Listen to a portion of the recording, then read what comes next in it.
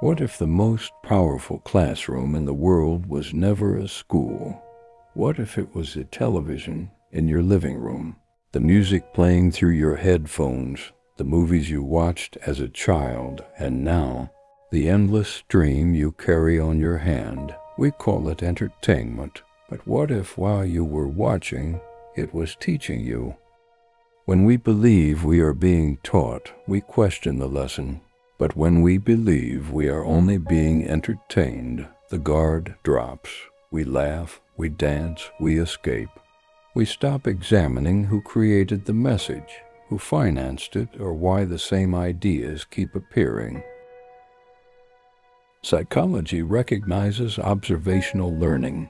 Human beings learn by watching others, noticing their behavior and observing what happens to them. We see who receives money, who receives attention, who appears desirable, powerful, or respected. And without anyone directly commanding us, the reward becomes the lesson. The aggressive character received respect. The dishonest character becomes wealthy. The most sexualized person receives the most attention. The person with the largest house, expensive car, and most followers is presented as the winner, even if the story eventually punishes them. The audience may have already spent hours admiring the lifestyle. Entertainment does not always tell you what to believe. Sometimes it only shows you what gets rewarded. One movie may not change your entire worldview. One song may not control your behavior. But what happens when the same values appear across thousands of songs, films, advertisements, videos, and celebrity interviews? Research examining decades of media exposure has found a small but consistent relationship between repeated media patterns and what people believe about reality. A drop of water does not reshape stone in one night. It does it through repetition. Luxury becomes happiness. Attention becomes love. Sexual visibility becomes confidence. Aggression becomes strength. Possession becomes identity. Fame becomes purpose. When message surrounds us long enough, it stops feeling like somebody's philosophy. It starts feeling like reality. Advertising once interrupted entertainment. Now it enters the story. The hero drives the car. The artist names the drink. The influencer casually uses the product. You are no longer being sold an object. You are being sold an identity connected to the object. Sometimes what appears to be a personal recommendation is actually a paid promotion. The Federal Trade Commission has taken action when influencers were paid to promote products without clearly revealing the financial relationship. The audience believed it was receiving an independent opinion, but it was actually receiving advertising disguised as enthusiasm. Influence becomes strongest when it does not look like influence. We see celebrities so frequently that their faces become familiar. We learn about their homes, relationships, children, struggles, and opinions. The connection can feel personal, but it remains one-sided. You may know everything about their life. They do not know you exist. And familiarity can quietly become trust. Television showed millions of people the same programming. The algorithm creates a different reality for every person. It studies what you pause on, what you replay, what makes you angry, what makes you jealous, what you pretend to dislike, what continue watching. It does not have to understand your soul. It only has to understand your reactions. The algorithm does not always ask, is this true? Is this healthy? Will this make the viewers wiser? It asks whether you will react.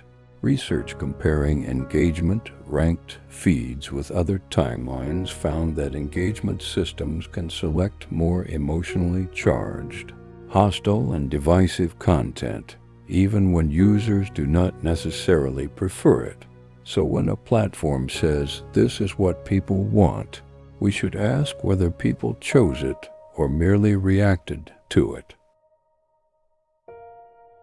In controversial experiment involving more than 689,000 Facebook users, researchers changed the amount of positive and negative material appearing in people's feeds.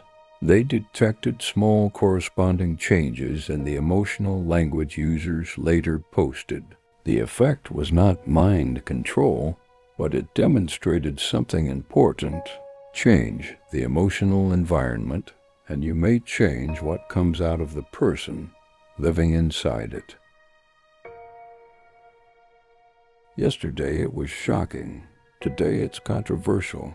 Tomorrow it becomes content, then a joke, then a trend, then part of the background. The danger is not always that people immediately initiate what they see. The deeper danger is recalibration. The line separating extreme from normal moves so slowly that eventually nobody remembers where it once stood.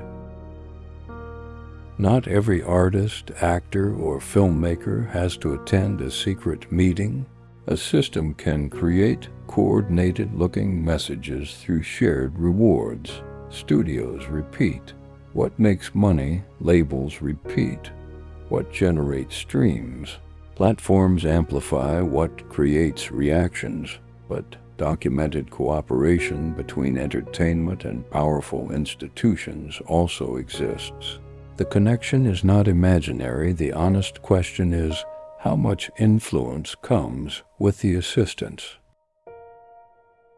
People notice that entertainment sometimes depicts technologies, disasters, surveillance systems, and social conditions before similar ideas appear in real life. Some call it predictive programming.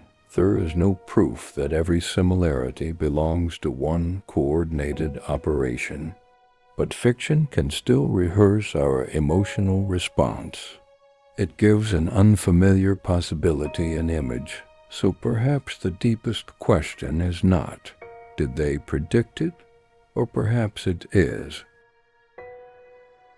Your brain is not an empty container, it is soil.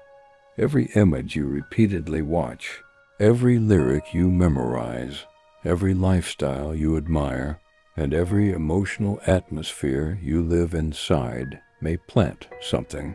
At first, it is only a seed, a phrase, a rhythm, a desire, a fear. But repetition waters it, emotion gives it energy, and attention gives it light. Sound is vibration. Music can create emotion, awaken memories, and influence attention. Musical patterns can also help people remember words and information. That does not mean one mysterious frequency controls everyone. It means rhythm, repetition, words, and emotion can become deeply connected inside the mind. The song ends, but the emotional imprint may remain. And maybe frequency is not only a number measured in hertz. Maybe it is also the emotional atmosphere repeated around you every day. Fear, anger, lust, conflict, competition, anxiety, material obsession. If the same emotional tone enters through music, news, movies, and social media every day, the repeated noise can eventually become internal noise. You cannot continuously plant chaos and expect peace to grow. A person reaches the phone the moment the room becomes quiet. They need music to shower, a video to eat, television to sleep. A feed while waiting in line. Entertainment is no longer something they consciously choose. It becomes protection from silence.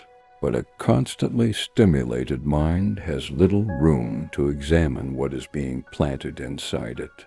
The next message arrives before the last one can be understood.